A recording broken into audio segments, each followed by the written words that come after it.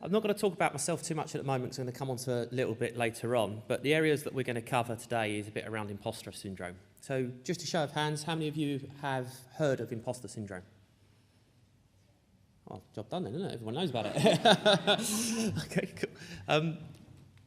Some of you might not be brave enough to put your hands up, but those of you are, how many of you have actually experienced imposter syndrome yourself?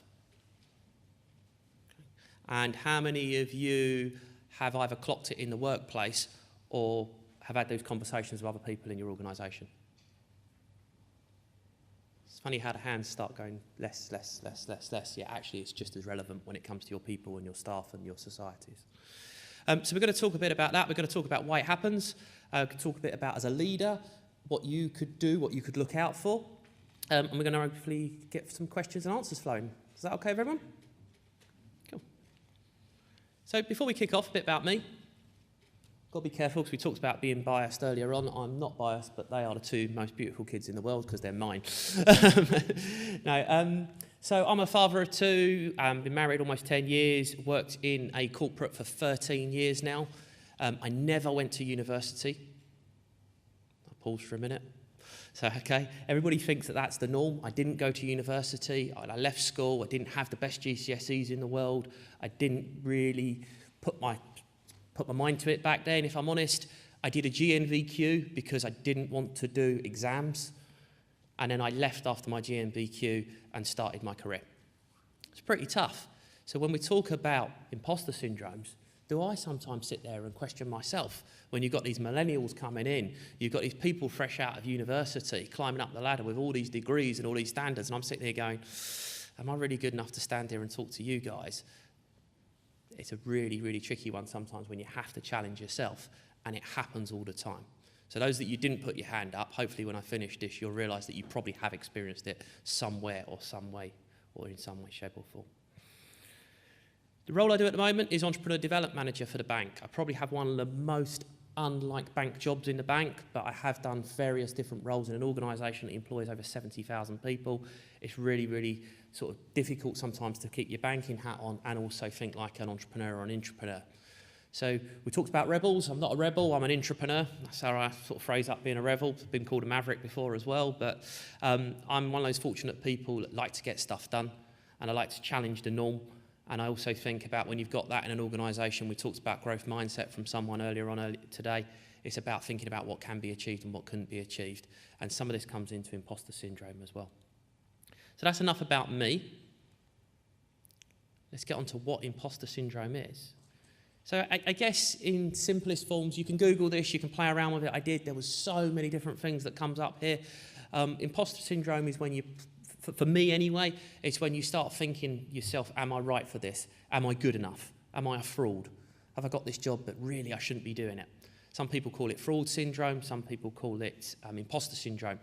And it's also about, when we talk about accomplishments, some people don't want to talk about them because they feel that they haven't actually deserved them. One of the things that I did, I ran the London Marathon in 2012.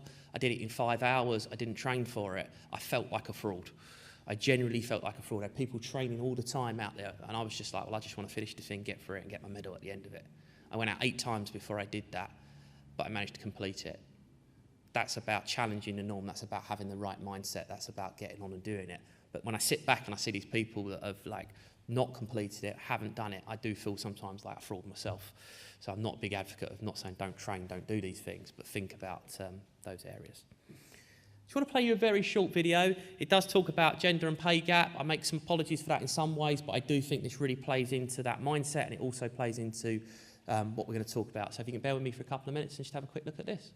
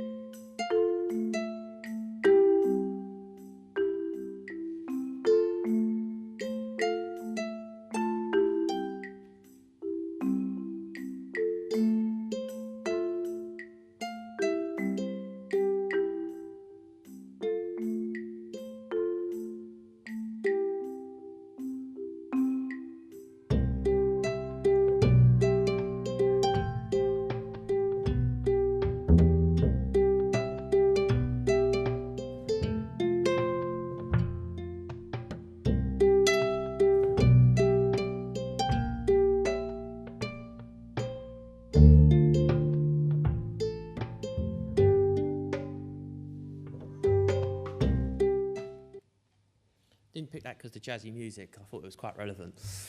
How many of you now, when you think about what those of you that didn't put your hand up earlier and you see something like that can resonate with those kind of areas? Let's do another quick show of hands.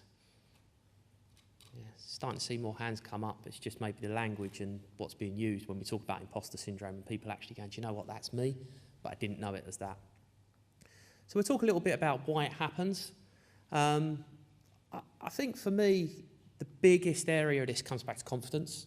Self-belief, confidence, and I think it's, a lot of that slide there or that little presentation talks about females, and I see it all the time in the corporate environment where people are applying for jobs or thinking about applying for jobs. And this is very generalist, but a man will look at the application, they'll go, do you know what, I can do 5 or 6 of those things on there, so I'll apply for it. A female will generally look at it and think, do you know what, I'm not good enough for this, I have to get all 10. And that comes back to the mindset, but it also comes back to the confidence. If I didn't apply for every single job that said on there, must have a degree, I probably wouldn't be here today. I just ignored it. Right? I know, sounds a bit like, but they didn't need a degree. They just put it on their application form because that's what they wanted to put on there. What they wanted was someone that could do the job. They wanted the right personality. They wanted the right people, which we heard about earlier on today. But that's where that imposter syndrome, that confidence piece really, really kicks in. And I think it's really interesting when we talked about what we heard from Steve earlier on about the language in these role profiles. Sometimes you see like 20-page role profiles with all this gumph in it. What do you really, really want? And that will help the right people apply from it, and it will cut out some of this imposter syndrome. But confidence is a biggie for me, and we see that all the time. I work with entrepreneurs on a daily basis, and they've got a completely different mindset to the corporate environment. You don't often hear them say, I can't. They always can. They'll find a way of doing it. And that is that confidence piece. And when we talk about it in the corporate world, we're actually trying to breed some of this intrapreneurism, if you like, into our corporate place, because we really, really see the value in that confidence, which will hopefully alleviate some of that imposter syndrome. Because if you know you're good at those things, or you know where your skills are and where your strengths are, you shouldn't actually feel like an imposter. And we'll come on to in a minute about, as a leader, what you can do in some of the areas that you can think about doing with your people or your staff to alleviate some of that stuff. So a big one for me is coaching. How many people in here are actual leaders of a team? How many of you spend less than 40% of your time coaching your staff or your people? It's interesting. If they're the biggest asset in your organisation, maybe we could be freeing up some of that time to do some of that coaching.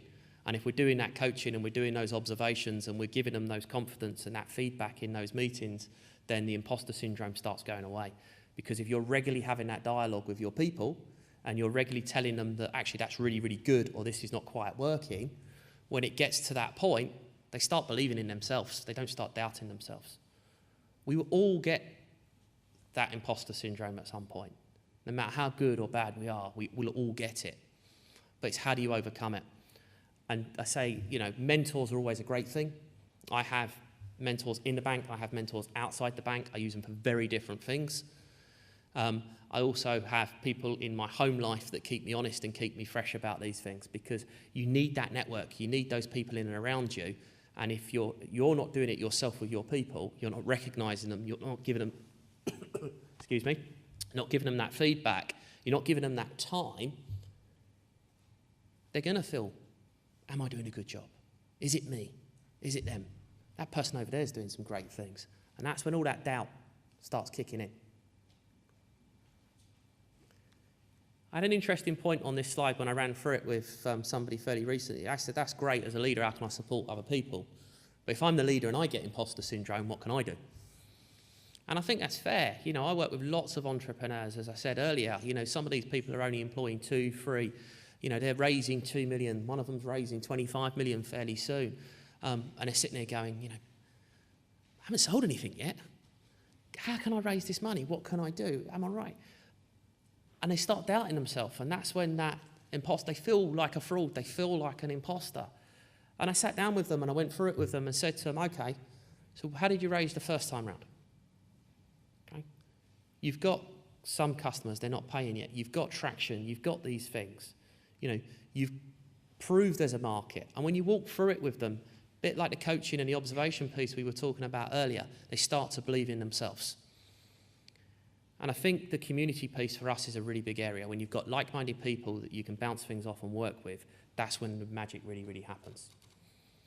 Because if you just surround yourself with just the same people you've always been in around, we use a phrase with the entrepreneurs, ugly baby syndrome. Okay, I played my kids earlier on, but how many of you have had a baby, sat there and gone, this is the most beautiful thing in the world? Okay, I did it a bit earlier on. Go and ask someone that don't know you, that don't care. They might tell you it's ugly, right? It's not what you want to hear, but at least you know. And then the imposter syndrome won't necessarily kick in because you've done the research, you've understood it, and you're surrounding yourself by those people that are going to give you honest feedback. But as a leader, you may experience it from time to time. So think about your support network and what you're doing. Have you got a mentor yourself? Is there someone in another organisation, a similar one that you can ask? Is it something completely different? Because they're really good skills and people to have around you to boost that, bounce that sounding board off of how you can deal with it. So we talked quite a lot about it. There were some things that I wanted to leave you with, some phrases that I found that I particularly like. This one, confidence like a muscle. You know, the more you use it, the stronger it gets. You know, I never used to like standing up on stage talking to people. That's a confidence thing. You know, you go back to the imposter syndrome. Did I doubt myself? Can I talk about what I'm talking? Do I know my subject? Do I know my audience? Do I know my people? If you do it, you practice it, you start stretching those muscles, and guess what? It gets easier. You don't have to be perfect. Be real. I love that one. People buy people, they don't buy products. So if you've got the right people, you spend time with your people, getting to know your people, you know, what do they like doing, what don't they like doing, understand what motivates them, you'll start taking away this imposter syndrome because you'll give them confidence. And if you give them confidence, imposter syndrome will start to disappear. In how confidence excel doubt. Yeah, a few nods going around the room there, people resonating with that. This is probably my favourite. I hate that word. You can do anything you like. You might have to practice it, you might have to prepare for it, you might have to do it. So I guess that's just taking off the T, or if you say you can't do it, just add the word yet to it at the end. And that's what you should be talking to your people about, because I can't apply for that job because I'm not good enough. Or I've got that job, am I an imposter? Do I feel like I'm not doing what I should be doing?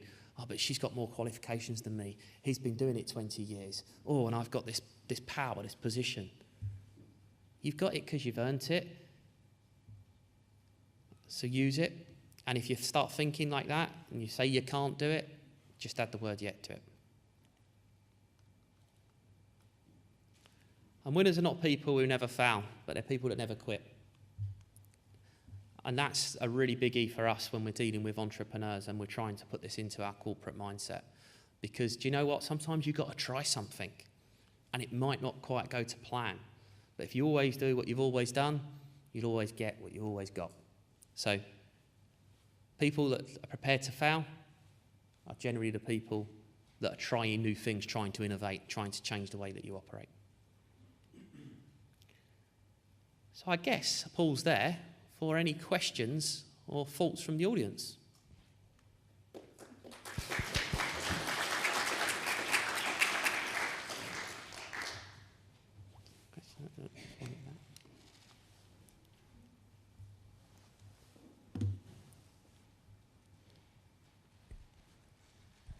Violaine Iglesias from Cadmore Media. Just founded a startup and appreciate the presentation. Do you see a link between discrimination and imposter syndrome? Sorry, can you repeat that last bit? Do you see a link between discrimination and imposter syndrome? So are groups that are discriminated against experience imposter syndrome more? I think it's an interesting point. I think imposter syndrome generally generates from the individual feeling that way. So it's not always about discrimination, but I can see that more historically, having a way of playing into that where people will, goes back to the recruitment area that we were talking about earlier, recruit certain types of people, and when you breed that into an organisation, then other people turn around and go, well, I can't do this. So that's where it could stem from. But I still believe that, if you're employing the right people or you're doing those coaching areas that we talked about earlier, then that discrimination should go away. I think in the past, a lot of people have always squeezed their top performers and said it's easier to get our top performers performing even better and not worry about the underperformers, and that's where that discrimination can easily kick in between those areas. So I think it's a fair point. Maybe in some organisations it does happen, but I'd like to think that we're starting to see this disappear, and it just goes back to that confidence piece of the individuals.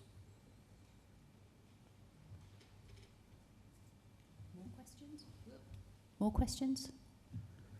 Is everyone feeling shy and like they've got imposter syndrome and they can't ask?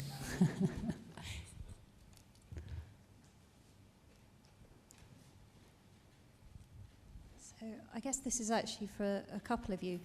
You've talked a lot about people having confidence, which is great. What about when people are more confident than their skills necessarily warrant?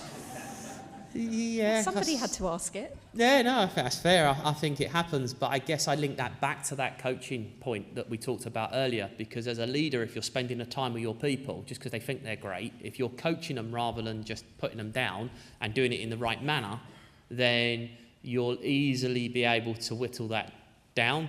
You're going to get people with egos, right? Let's be really honest. You are going to get them. And sometimes it's hard to manage those egos. I guess the question is, as a leader and as a coach, if you're spending that time with your people, understanding what they want, if they're not right fit for your organisation, they're not listening to you, then you probably need to do something about that and not be afraid to do something about it. So that might be moving them on to another area that is the right role for them. That might be moving them out of the organisation in the right way. Or actually, sometimes they might not realise they're doing it. So coaching, observations, feedback, all of that will link into that, and then you'll get to a point where is it them? Are you going to change it? We talk about a triangle at work: clear, capable, motivated. What is it that's determining that outcome? Is it that the tasks and the role is clear to them? Is it that their motivations are different to yours? What's the underlying fact here? Rather than you just sit there and go, oh, well, they're a good performer, so I'll let the ego go. If you don't coach your people, you don't help them develop it, then they could be overcompetent and overconfident. Does that help? I was thinking more about people who are overconfident and undercompetent. Same applies, but that's what the coaching bit is. Yeah. So, it's more about, just because someone puts that persona on doesn't mean they're good at their job. But if you allocate the right amount of time to be doing that coaching and doing that feedback with them, you'll be able to work out whether it's them doing a job. Is it just that they don't understand what you wanted, so they're doing what they think is a good job, and actually it's not the right result that you want? So as a leader, are you being clear to them? Sometimes it's just down to the fact that they think they're better than they really are, and they need knocking down a little bit. Probably shouldn't say that, but it's true. Have we got one more question for Chris before we move to the panel discussion? Anybody got a burning question?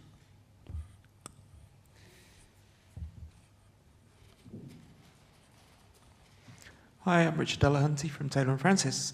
So you mentioned 40% as a kind of coaching threshold. I found that really interesting because when we look at the amount of time we put into coaching, certainly as a publisher, we're thinking about our customers and giving the customers the most external value. And when you're doing coaching and mentoring, sometimes it takes years to take effect.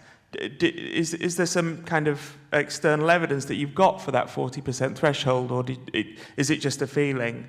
And when people are serving memberships, serving customers in different types of role, where does the customer value fit into that? So I picked 40% as a pure benchmark, just as a number, because if I'd said 80, everybody's hand, would have not, so you've got to try and gauge the audience. But I'd challenge that back and say to you, the sort of particular question was around as a leader.